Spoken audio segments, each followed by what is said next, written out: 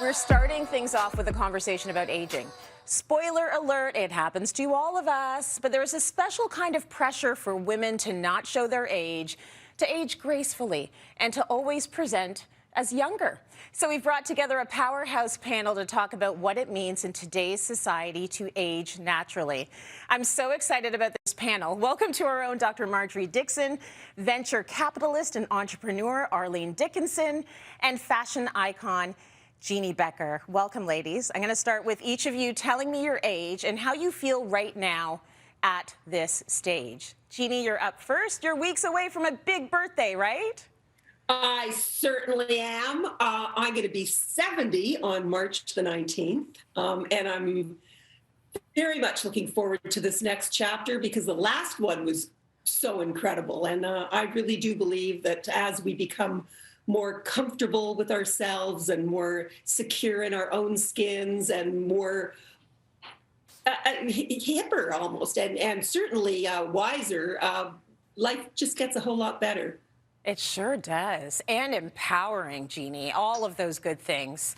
I'm going to go over to Arlene now. Arlene, you're 65. What's your view on aging? What's my view on aging?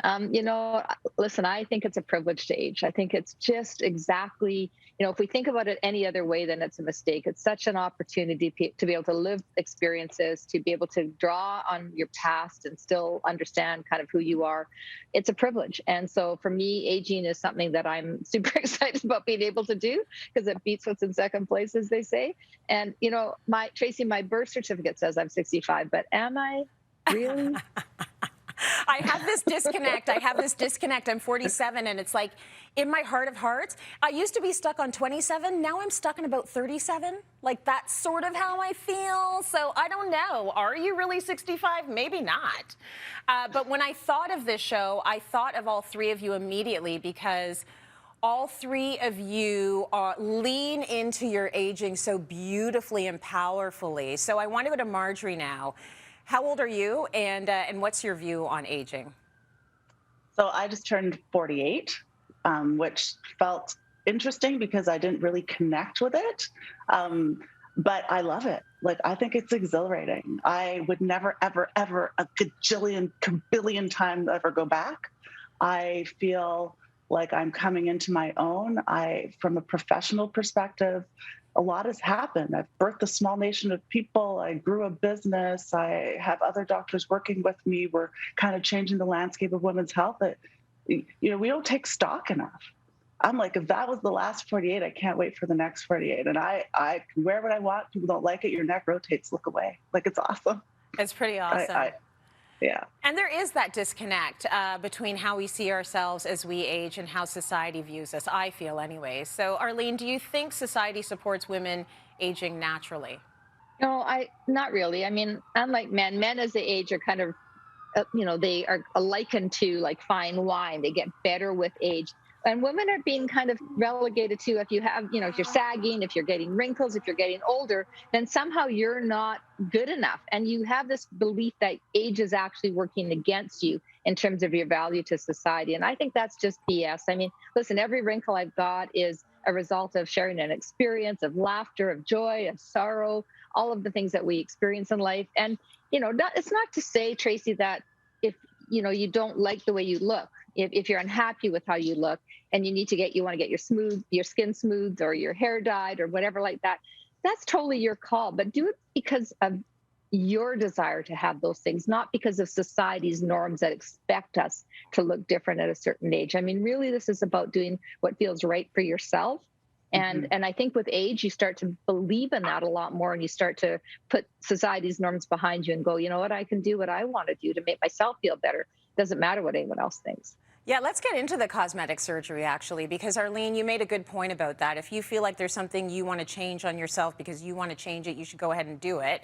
But don't do it because society tells you that you should. So did you ever feel that you needed to make yourself look younger to fit into a job or a relationship? This one's for you, Jeanne. because you've written about having a female boss tell you were looking a little tired on camera. I'm hitting that age where people are going to start telling me, Tracy, you're looking a little tired, because my You're lucky. my eyes are not what they looked like when I started hosting this show. And so what? Like, I've had a lot of early mornings. I've had a lot of wine. Like, it's okay. But tell me about your story, Jeannie.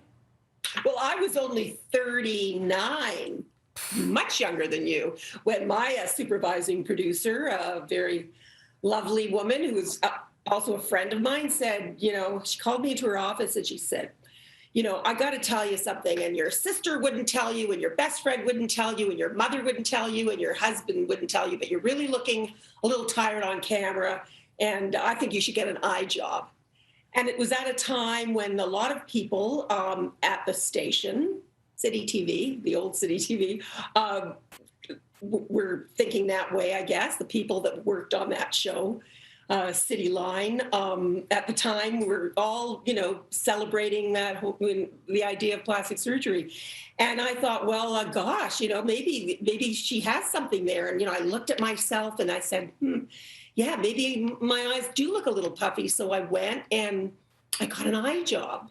And immediately afterwards, I thought, what have I done? This is like, I've sinned or something. There's got to be something in the Bible that says thou shalt not mutilate yourself that way.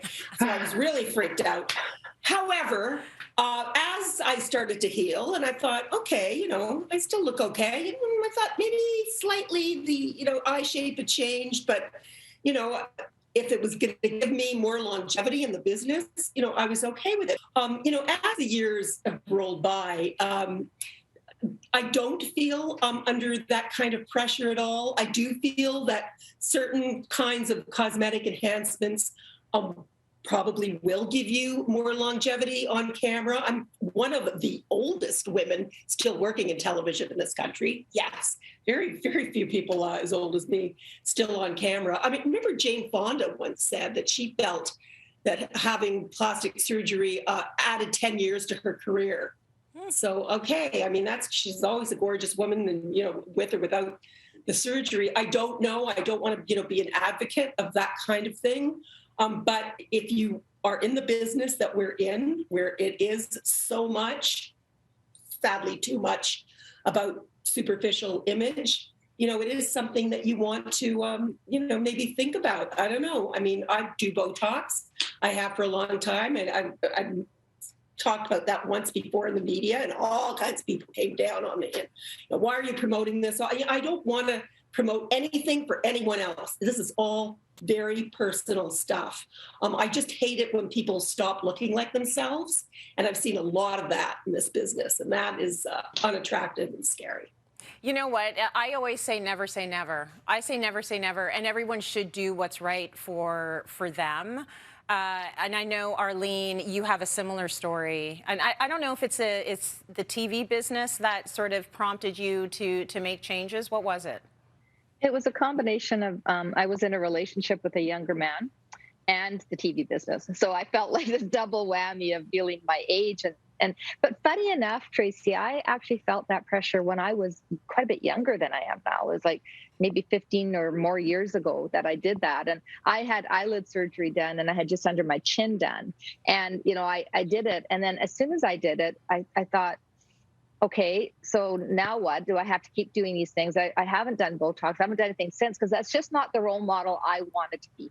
Not because I'm judging anybody else. It's your body, it's your face, it's your life. You do what you want and what makes you feel happy. But for me, it was just not the thing that I needed. I didn't want to have to feel like I had to keep up with, my boyfriend or what TV expected of me. And I wanted to just be myself. But, listen, when you're on television, people have an image of you and they have an expectation of you and they expect you to look a certain way. And when you do anything, when I cut my hair, when I dye my hair, when I do anything, I get comments. And I don't know why people feel they have the need to comment on how you look, but they sure do. And you just have to let it roll off your back and go, I'm going to be the best I can be for me and live with it. But yeah, I wouldn't go and get more surgery done again, but that's just me. Yeah, I feel your pain in the sense that the public feels that they kind of own you to a certain extent. I'm going to keep the face I got and do whatever I need to do to make myself feel good in this space. But I want to share this caption from Denatured Journal. It's a satirical scientific journal that reads, "These military engineers created an invisibility cloak made entirely out of women over 40. Now, this is a sad statement on how aging women are viewed. In other parts of the world, older women are respected and honored for their knowledge and their experiences. Our North American society tends to push older people aside and not really recognize the wisdom that we have created over all of these years on Earth. As you've gotten older, Marjorie, have you experienced ageism at all?" Yeah, well, sometimes people think I'm younger than I am. And then I get so who actually is the boss? And are you sure? Does somebody own you? I get that all the time, which I might not get if I was a similarly aged, maler, grayer, right? Like I can't control the way I look. I've experienced it the other way. But I'm sure, like death and taxes and menopause, this I will experience too as I age. But how I feel about it is so fundamentally different by virtue of the fact that I've had a tremendous amount of life packed into this with a lot of adversity, and recognize that what matters is resiliency and grit and the things that you learn as you grow and you move forward. It's an evolution. It's a tremendous experience to live life as a woman who has kind of moved things forward in whatever industry you're in. I'm in medicine, so it matters what your brain does. It doesn't so much matter what you look like, but you're right. Getting on TV made people say things to me like, "You look way prettier in person than on television." And you're like, what? Like people just feel, but I think it's also an opportunity to educate. Yeah, we should really do a course on all the things you shouldn't say. So I get, "Oh my gosh, you're way better in real life."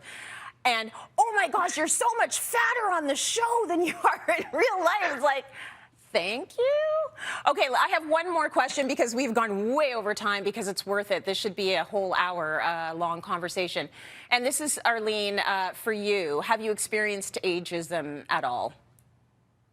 Yeah, I think most women are going to experience ageism, whether it's because you're younger and people look at you and say, "Oh, you're too young, you can't have enough experience, so that's ageism." Or when you're older, you can feel irrelevant and you get told you're irrelevant because you don't understand what's going on in the world today, which is just not true. So I think what's really important at the end of the day when we think about ageism is that we have to strip away all the noise and think about the characteristics of a human. Are they good? Do they have great experiences? Do they have values that matter? Do they have purpose? Do they have passion? When you get to that essence of a person, age just is a number. Because we all contain multitudes, and age is just one of the things on the list of a billion things that we're all about. So I love all three of you, and I love that you bring to the table, and I love how you're living your lives unapologetically, because that's what we need to be doing. That's what my daughter needs to see. That's what my son needs to see. So thank you so much for hanging out with me today. It's an important and very inspirational chat. Thank you, Marjorie, Jeanne, and Arlene.